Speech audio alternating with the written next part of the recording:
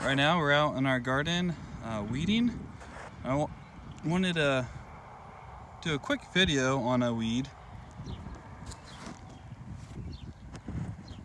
This here is nutsedge. So this is probably our worst weed in the garden.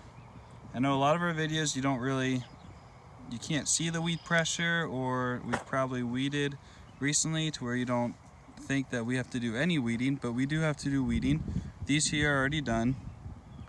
Now I'll hoe in these walkways too, because there's probably some little weeds coming up that I'll hoe out those little weeds. And here is done as well. So it looks pretty clean when we're done.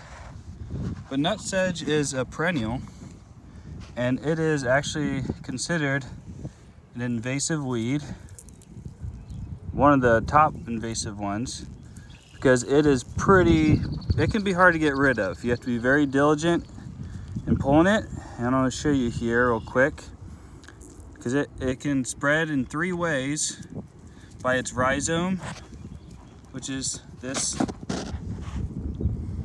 root right there. That's a rhizome coming off from this shoot. And it can spread in 2 shoots.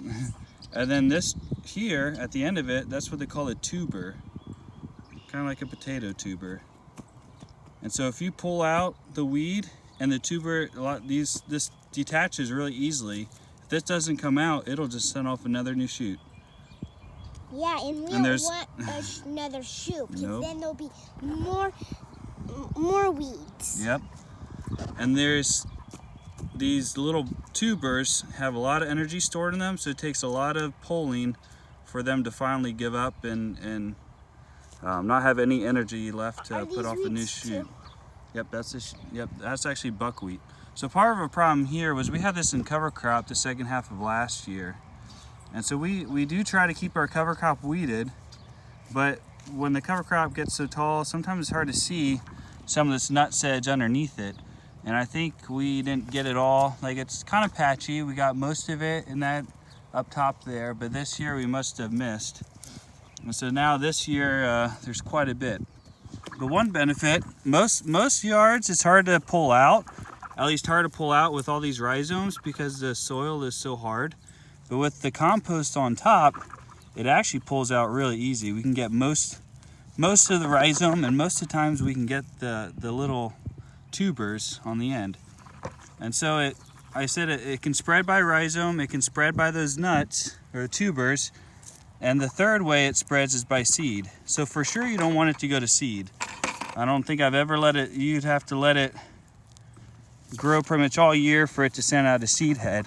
But if you do let it grow to that stage, it actually spreads more by its tubers underground. They say one of these plants in 100 days could produce 300 of those tubers. So here we may have just had one that we missed, but it may have spread out and formed hundreds of tubers that now all of a sudden come up.